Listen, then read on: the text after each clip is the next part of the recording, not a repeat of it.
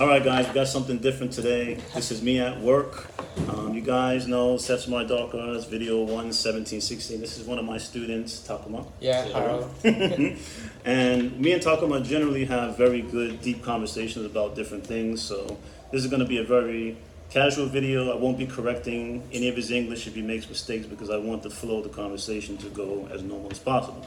So today we are going to talk about, last time we decided to have a discussion on, was it rugby? Rugby. And masculinity. Okay, all Yeah. right.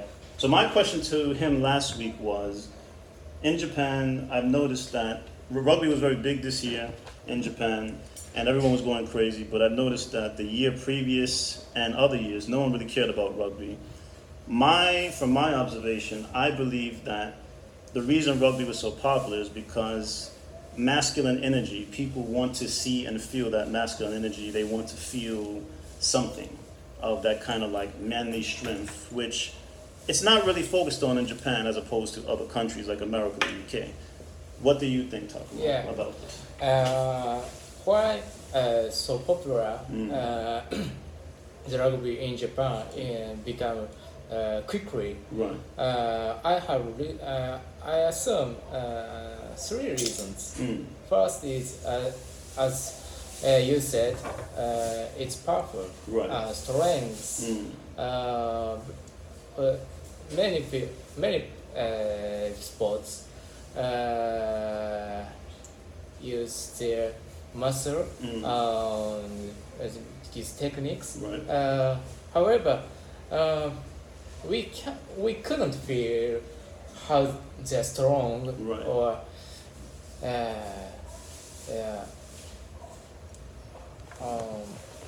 yeah. How they're strong. But rugby feels rugby. When I watch rugby,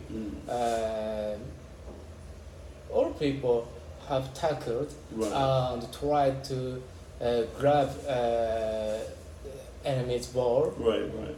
It's very strong and body contact is very hard. Right. It's very impressive for everyone. Like boxing, Right. Right. it is so first reason is strongest and strong in safety. Right. So it's like controlled violence. Yes. So do you think, as a society, like human beings, individuals, if you want to think of us that way, do we want to see controlled violence? Yeah. In our human day? Many people actually want to see the violence Right. in safe place, Right. from safe place. All right. So we want to have like safe distance, Yeah. but control. Nobody's dying. Just. For example, when we watched the battle in the station, Right. Right. drank the man versus Yeah. I was the- talking about before that I was in the train station. Yeah. And Japanese society, like fighting is not really a thing. You don't see it as much in public. And these two guys were standing face to face, screaming at each other for like 20 minutes. And me coming from New York was like, was somebody gonna punch somebody or not? But they both kept screaming, but no one threw a punch, which is good. Nobody wants violence, but it just shows you how Japanese culture is not really set on fights as much as other countries. Now, what other areas do you think that people can get that feeling of violence from? Like, besides sports, can we get it through movies? Do we get the satisfaction through comics or things like that? What do you think? Some people hate it.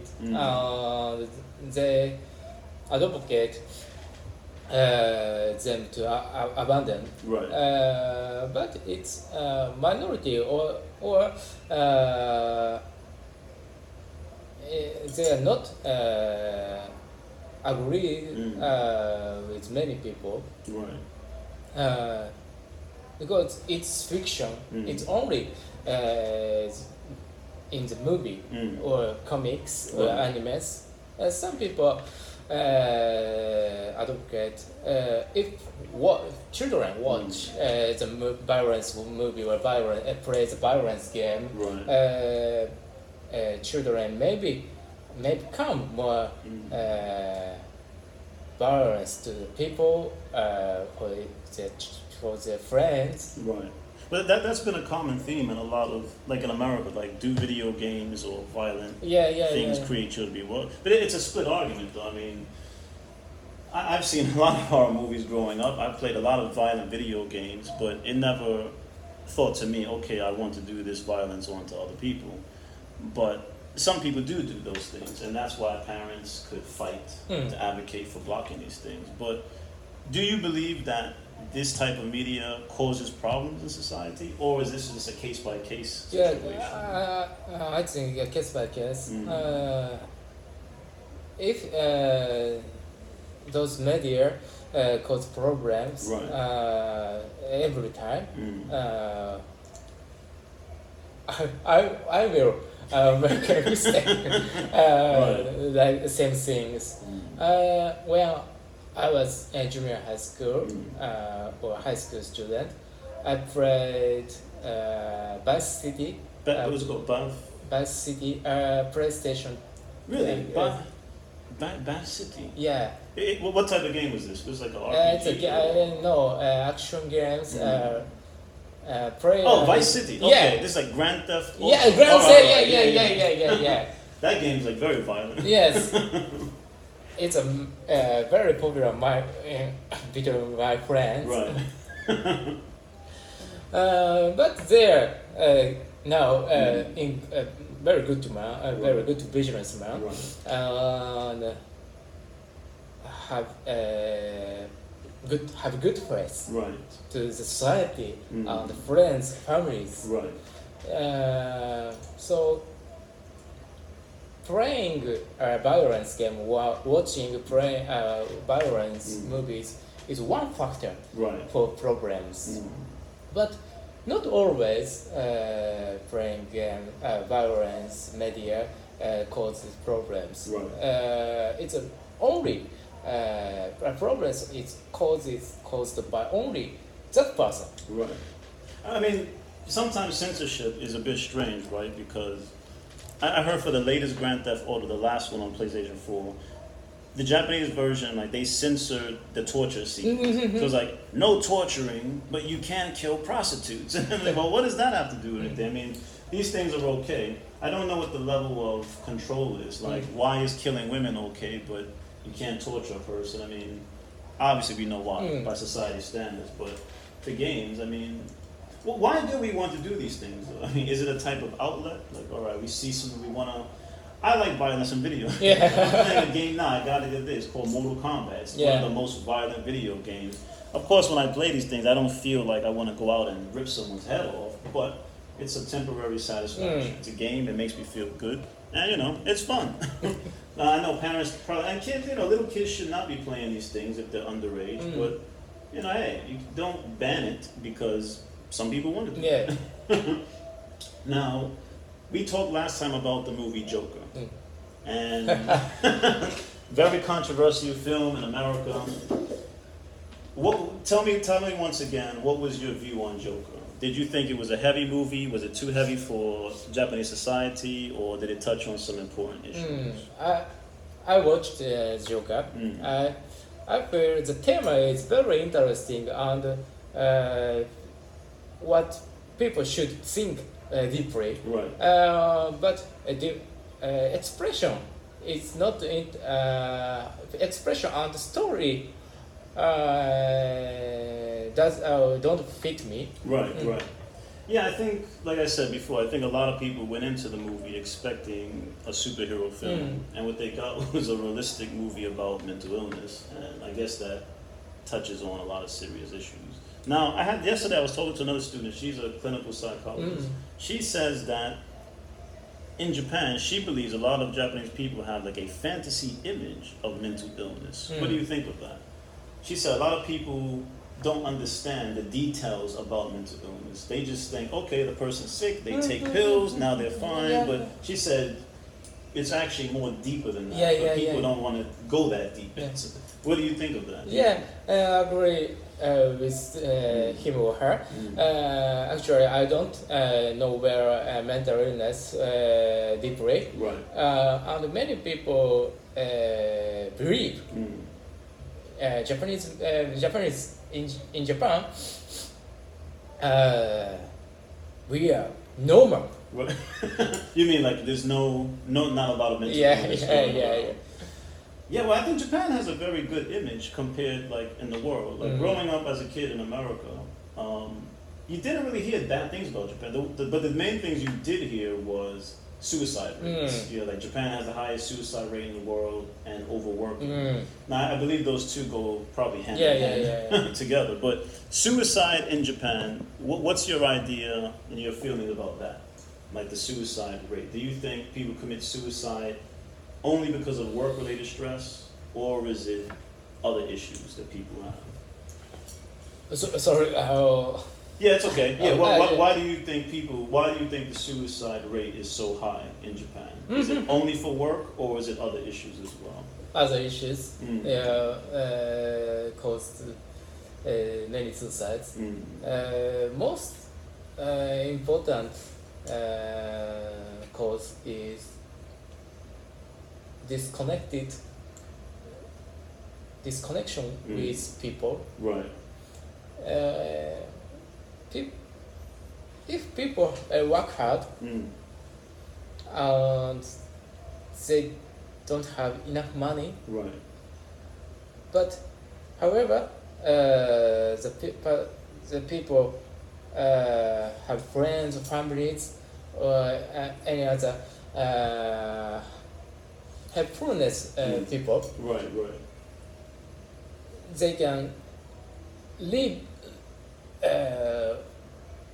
They can really live. It's very hard, but they talk to friends, any others. Right. Their hardness. The people feel relaxed or some relaxed. And if people don't feel connected with society, Right. people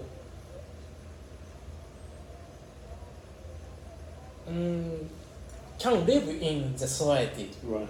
Where do you think this disconnect comes from? Like, okay, for example, the very fact that we're making this video together and your face will be on the internet. Like, some people would never do that. Like, no, I can't put my face on the internet. So the fact that you're here proves to me that you do have some level of confidence in yourself. But in Japan, it seems to me like if you compare to America or the UK, confidence is very low in Japan. Yeah. Like in America, like one time I was walking in the Shoten Guy, which is like a shopping center, and a news station came up to me. They had like influencer, like, excuse me, why are you not wearing a mask? And I thought I would be camera shy, but I was like, well. And then I took the microphone, I was like, yes, see, I'm from New York City. And naturally, this like feeling of I want to be a superstar came in. But in Japan, some people might shy away from that. Like, no, don't put me on TV. Why do you think confidence is so low for many people in Japan compared to other countries?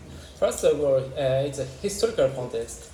Our society is hierarchy system. Okay. Top of Tenno or emperor. And the emperor. Or shogun. Right. Yeah. Every people are lowest class. Okay. We are used to be controlled, Right. or not to be a superhero. Right. It's a very rare case. Yeah, in history, in Edo era, Right. actually some superhero was exist. For example, I forget. Some samurai person. Not samurai. Samurai is middlest or higher people. So you're going like more down the hierarchy. Yeah. Right. More lower people become a superhero. You know. But it's very, very rare case. Right. So it's first of all, it's historical context, and it reflects social. Social. Yeah. Do you think this will change going into the future? Like, just say 15, 20 years from now? I feel change the trend of that traditional. Right. For example, in teenager age or 20s, they took a movie Right. like this, Right. and they upload it to YouTube, become a YouTuber. No, you're right. That is a good sign. Like, anyone who puts their face on the internet, that shows confidence. But most people can't do these type of things. But how would you say your confidence is? Like, on a scale of 1 to 10, do you have high confidence, or are you just like normal? Like, how do you feel for yourself personally? Normal. Normal. Yeah, I think I could be overconfident at times. But it's strange how you can control your confidence level sometimes. Yeah. Like, sometimes you might feel overconfident. For other issues, you might feel less. But yeah, it's case by case, I guess. Now, there was another issue that I want to touch on again with you. This week, I talked about many times the virtual girlfriend event that's taking place in Japan. For you guys out there who don't know, in Japan, the birth rate has been declining in Japanese society for some time. One of the issues that contribute to that is the new concept of a digital girlfriend, which has been increasing. What do you think of this phenomenon? Men are giving up real relationships for a digital wife or girl. Yeah.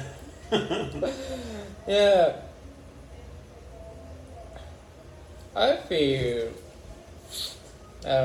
some boys and men want to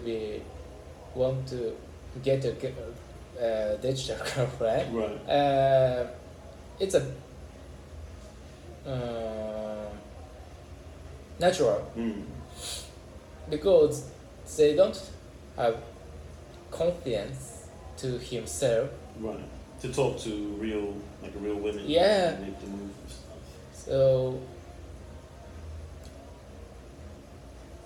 in their high school or junior high school, they don't touch. They don't. Connect with girls. Right. In really, and be afraid of hearted. Like getting heartbroken. Yeah. So basically, the fear of rejection is the main issue people have. Like, all right, I can understand if you have a video game character girlfriend, and then from there you decide, all right, well, that was fun. Now I want a real girl, and then I'd be like, okay, fine, maybe it's like a progression. But for me, it takes a lot of energy to decide. That's it. Like I saw this interview and this guy was like, I don't need women forever because I have whoever this digital character was. She's all I need. And I thought, well, that's a bit extreme. Now, if we jump forward into the future, like right now we have people signing on for digital girlfriends. What happens 50 years from now when we have these robot type women that look real, act real? Do you think the birth rate will be even more drastic? Yeah. I'm not gonna lie, and if it was available now, like an android woman who looks real, you cannot tell the difference. I mean, quite naturally, I will experiment as well. I'm not gonna lie. I think, well, that's interesting. I want to see what's going on here. Will it be a substitute for a real person? That's another story. Because of course we want human contact. It's natural. But AI, what do you think of AI? Where is AI heading to? What's the direction? Do we need our smartphones to be supercomputers, or are we going too far with AI? Yeah.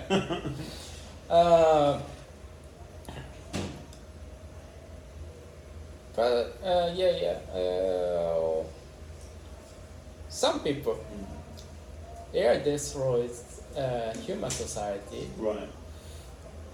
It's right under suppress win.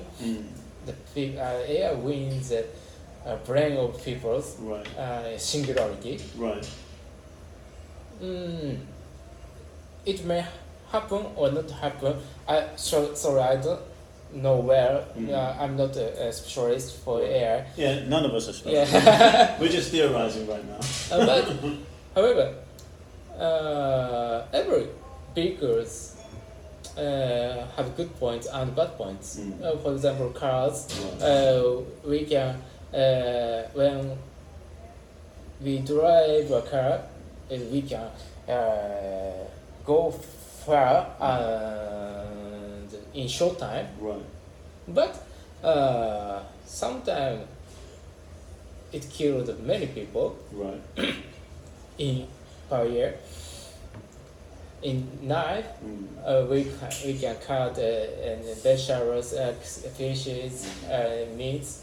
But people. Yeah, but yeah. But okay, that what you just said right now is very interesting. That brings up the issues of gun control in America. Some people are against guns. They say, well, guns kill people, and another group will say, well, no, people kill people. Guns are just there. So it's a problem. How to useful item to use incorrect. Right. AI is most difficult question. Right. Especially if singularity exists and occurred, we can control it to safety and to correct for people. I mean, what do you think the next singularity would be? Like the next event that would change society as we know it on a global scale? Is it AI or will it be something else? I mean, because to me it seems like it might not be considered singularity, but internet is the last big thing that we've got that has taken over completely. What do you think the next singularity might be? Last singularity or internet, and the next one. What do you think it could be possibly? Would it be AI or? Yeah, we don't know, so we're just theorizing now. I mean, it could be AI. Yes, I agree.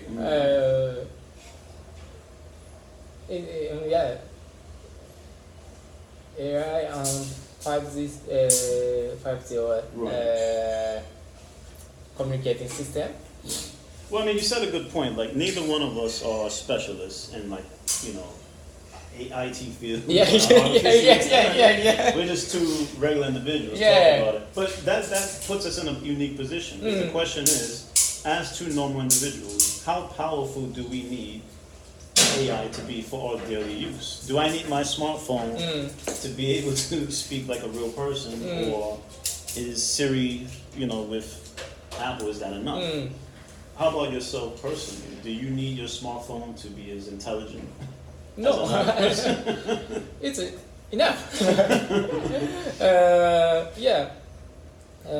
But not in our daily lives. For example, medical, the department store, and any other traffic system should be more efficient. If we use AI system, so social needs AI. Well, there's always room for improvement. We always could improve on everything, make things better, like you said, move more efficiently, keep productivity going even faster. But it seems like they want these things to be in our personal homes as well. Like on Amazon, they have all these new gadgets, talking to your system. I mean, have you tried any of that? I haven't tried any of that yet. But like talking to my speakers and making them turn on. It seems unnecessary for me at the moment. Now, who knows? 10 years later, it becomes the standard, and then we have to use it. But for now, it's unnecessary. I've never used Siri on my phone. Do you use an iPhone? Yeah, iPhone. But I don't use Siri. Me neither. I've never even thought about it. It just seems unnecessary. I'm an older person. That's for those kids. But I think that, well, the natural progression that I feel some companies push us into. For example, Apple's newest phones don't have an earphone jack. Now, I like an earphone jack, but Apple decided people don't need an earphone jack. Just like they decided people don't need a CD-ROM disc on their computers. Now, I didn't agree to that. No one did, but it's just you don't need that anymore. It's unnecessary. What do you think companies will make more decisions for us in the future? Like, who needs these items? Good point. It promote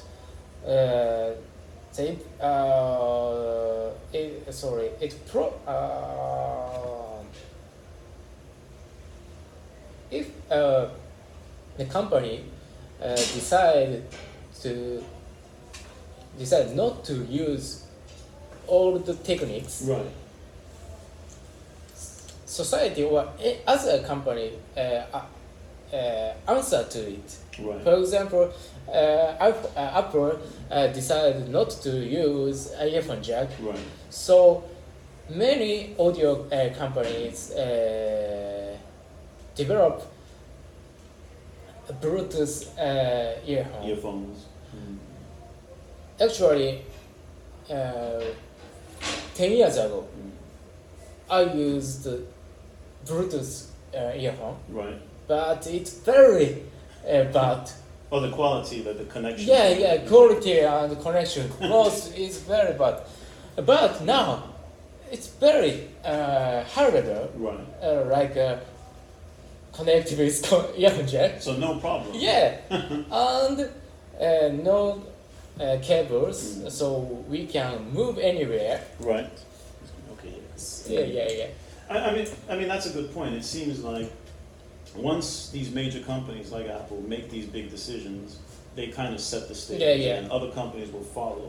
And then quite naturally, we have to follow. Yeah. We don't really have a choice. It's like, well, at some point, I have right now zero interest in Bluetooth headphones, but if the next phone I get after this one does not have a headphone jack, and if it's an Apple phone, and I have no choice, Yes. I have to get Bluetooth headphones, Yeah. and that's the new standard from that point. However, some people love earphone jack for and CD, Right. more records, and it's a culture Right. for our society. If one big company abolish its, Right. the culture may decline. Right. It's a very sadness for a lot of people. So you're saying like people who value these like older models, yeah. they said vinyl albums. Vinyl albums have been out of print for a long time, but this you can still find some record shops, even in Japan, in Osaka, you see. Yeah. And when you walk by, it's easy to think people are still buying records. What year are we in? But people still value that old concept of having a record. I've seen some funny cases where young people now, like say like teens, they say, "Oh, look at this new cool thing! It's just a Walkman." Yeah. And even myself, I've been in stores looking for things. I'm like, "Oh, what is this?" And I'll pick it up. Oh, it's the CD player. Yeah. I haven't seen these in like For long time. Yeah. For teenagers, music is only data. Right. So CD or records or for example game or cassette. Right. It's a very new things. Right. But I think this connects to things like music and film, right? Because someone said something the other day. I was watching a video, and they said it's very sad that teenagers now won't have any idea of classic films or classical music. But I don't think that's true because look how many artists have survived. People still know the Beatles. People still know Rolling Stones. People still know these groups because either their parents introduced it to them or they find it by themselves. You usually wear a lot of cool like rock and roll T-shirts.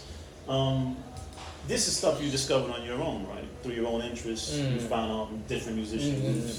So, do you think naturally it will survive the old style because people will naturally look for it or find an interest from it? Like old music, old film. Will old films die, or will people naturally find it themselves? As you said, people become difficult to find old good things. Right. because parents or grandparents succeeded for their parents. So they pass it on. In physical. Physical copies and stuff. However,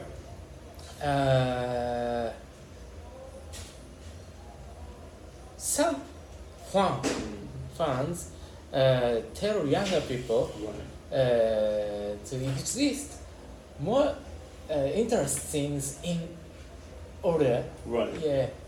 Like for example, a lot of people now that I know who are in their 40s, they all have the same story. Many of them, they said that when they were younger, they liked Japanese idols, and then one day they saw Madonna on TV for the first time, and that like shocked everybody. She came out with like some cones and this crazy outfits, and for Japanese people at that time, it was like crazy. They never seen stuff like that, and that basically changed their interest to researching more American music, more UK music, and things like that. So naturally, people will have a liking to certain things and seek it out, I guess. Yeah, for example, last year, the movie of Bohemian Rhapsody. Right.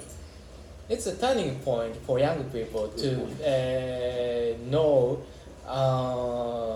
the Queen. Yeah, Freddie Mercury. Yeah.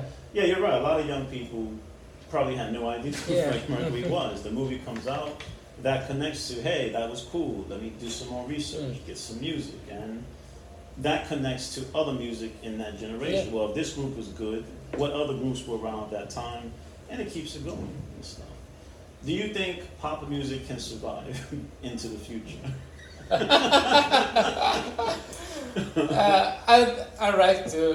I love pop music, so I want to live for the future. Right. So pop music every time different. For in 1950s, pop music equals to blues or rock and roll, old rock and roll. Right. In 60s and 70s, pop music, for example, Beatles, right. But 1980s, rock and roll declined. As you, for example, Michael Jackson, right. Any other pop, so-called pop music become strongest. Right. So pop music different as every year. Well, every generation. I mean, like Michael Jackson still survives to this day. Yeah. But I think the difference is, like, you look at a lot of old pop music, it has something different that some modern pop doesn't have. Like, you listen to Michael Jackson in the 70s, 80s, you listen to it today, it still sounds good. You listen to some modern pop music and like 1 month from now, 1 year, it's like, well, this sounds like garbage. The sound has already changed, there's other things coming out. So, all right, we're gonna finish on this point. We gotta finish up. Thank you. This is Takuma. A good conversation. Thank you very much. Yeah, and we'll have more conversation next time. Take care, guys.